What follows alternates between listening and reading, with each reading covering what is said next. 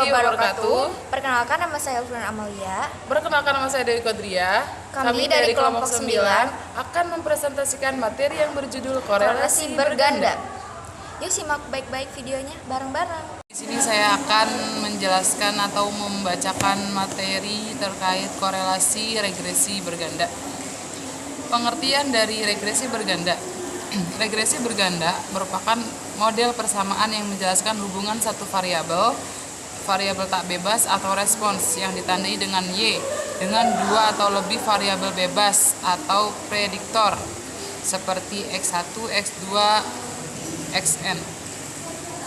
Tujuan dari uji regresi linear berganda adalah untuk memprediksi nilai variabel tak bebas atau respons, yaitu Y, apabila nilai-nilai variabel bebasnya atau prediktornya X1, X2, X3 diketahui. Tujuan dari analisis regresi linear berganda adalah mengetahui seberapa besar pengaruh beberapa variabel bebas terhadap variabel tidak bebas dan juga dapat meramalkan nilai variabel tidak bebas apabila seluruh variabel bebas sudah diketahui nilainya. Baik, materi selanjutnya adalah asumsi klasik regresi linear berganda. Data interval atau rasionya itu skala data semua variabel, terutama variabel terikat, bahwa data yang digunakan adalah data interval atau rasio, atau biasa disebut numerik atau kuantitatif. Yang kedua ada non-outlier. Outlier ini disebut dengan data pencilan atau data yang nilainya ekstrim atau lain daripada yang lainnya. Yang selanjutnya ada non-autokorelasi. Autokorelasi ini dapat diartikan bahwa terdapat korelasi antar waktu.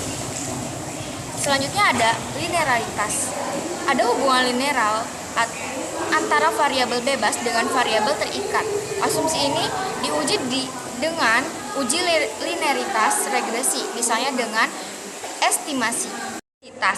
Ini adalah sebuah kondisi di mana varians dari error bersifat konstan atau tetap. Lalu ada normalitas residual. Residual ini adalah beda antara Y dengan Y prediksi. Y adalah variabel terikat, sedangkan Y prediksi adalah hasil persamaan regresi yang dibuat. Yang terakhir ada non-multicollinearitas. Ini adalah keadaan di mana terdapat interkolerasi atau kolerasi kuat antar variabel bebas dalam model. Berikutnya ada contoh model regresi berganda, yang mana regresi berganda itu populasinya dapat ditunjukkan dalam persamaan sebagai berikut. Y sama dengan A plus B1 X1 plus B2 X2 ditambah berapa yang akan diuji, kemudian plus Bn Xn plus E.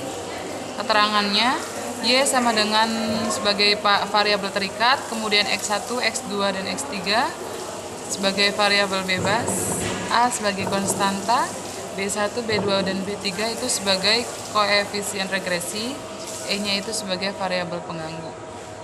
Poin selanjutnya adalah pelanggaran-pelanggaran terhadap asumsi regresi linear berganda. Yang pertama itu ada multicollinearitas. Penaksir OLS masih bersifat blue, tetapi mempunyai variansi dan kovariansi yang besar sehingga sulit mendapatkan taksiran atau estimasi yang tepat. Yang kedua ada akibat penaksiran OLS mempunyai variansi dan kovariansi yang besar, menyebabkan interval estimasi akan cenderung lebih lebar dan nilai hitung statistik uji T akan kecil, sehingga membuat variabel bebas seperti statistik tidak signifikan mempengaruhi variabel tidak bebas.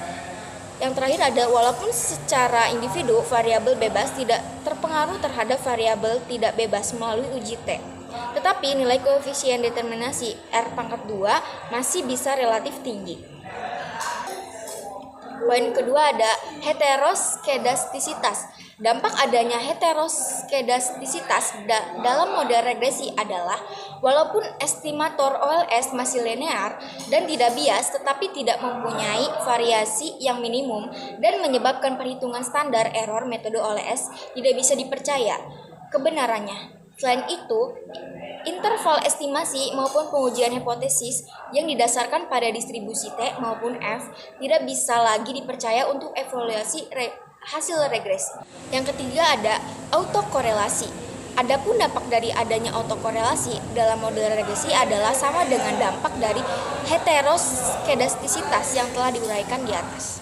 Baik, mungkin itulah pemaparan materi mengenai korelasi berganda dari kami. Selanjutnya mari kita simak baik-baik video cara penyelesaian data korelasi berganda menggunakan SPSS. Yuk simak videonya. Sekarang kita akan melakukan uji korelasi berganda dengan kasus apakah ada hubungan antara indeks pembangunan manusia X1, pengeluaran per kapita X2, dan rata-rata lama sekolah X3. Pertama, kita tentukan hipotesis. Terdapat 3 hipotesis, yaitu yang pertama, H0 tidak terdapat hubungan antara X1 dan X2, H1 terdapat hubungan antara X1 dan X2, yang kedua, H0 tidak terdapat hubungan antara X2 dan X3, H1 terdapat hubungan antara X2 dan X3, yang ketiga, H0 tidak terdapat hubungan antara X1 dan X3, H1 terdapat hubungan antara X1 dan X3. Dengan menggunakan taraf signifikansi alfa sama dengan 5%, untuk statistik uji akan kita peroleh dari output SPSS. Kriteria penolakan pada uji korelasi berganda adalah H0 ditolak jika sig-to-tailed atau p-value kurang dari alfa sama dengan 5%. Ini merupakan data indeks pembangunan manusia, pengeluaran per kapita, dan rata-rata lama sekolah berdasarkan kabupaten di Jawa Tengah tahun 2018. Sebelum melakukan uji korelasi, copy data terlebih dahulu, lalu paste ke dalam SPSS. Kemudian, klik variabel view untuk memberi nama pada tiap variabel. Pada kolom label, ketik keterangan dari tiap variabel.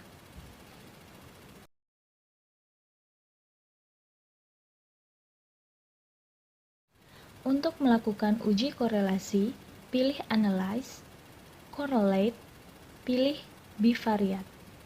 Lalu, pindahkan setiap variabel ke kotak Variables. Kemudian klik OK. Maka akan muncul output correlation. Copy output correlation dan paste ke dalam Word.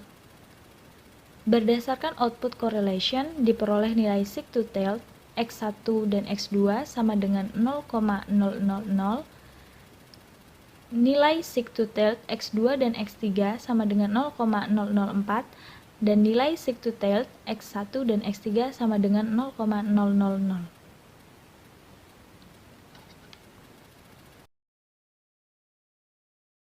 Berdasarkan kriteria penolakan, dapat diambil keputusan sebagai berikut. A. Hubungan antara indeks pembangunan manusia X1 dan pengeluaran per kapita X2. Berdasarkan output di atas, diperoleh nilai sig-to-tailed sebesar 0,000, sehingga 0,000 kurang dari 0,05 yang artinya H0 ditolak. Hal ini menunjukkan terdapat hubungan yang signifikan antara indeks pembangunan manusia X1 dan pengeluaran per kapita X2 dengan nilai R sama dengan 0,791 yang berarti memiliki hubungan searah dengan tingkat hubungan kuat. Untuk B dan C, ulangi langkah pengambilan keputusan A.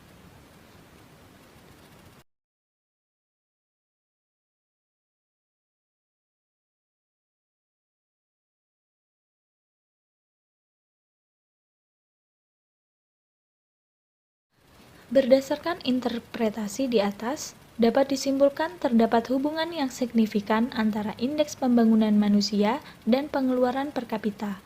Pengeluaran per kapita dan rata-rata lama sekolah, indeks pembangunan manusia dan rata-rata lama sekolah.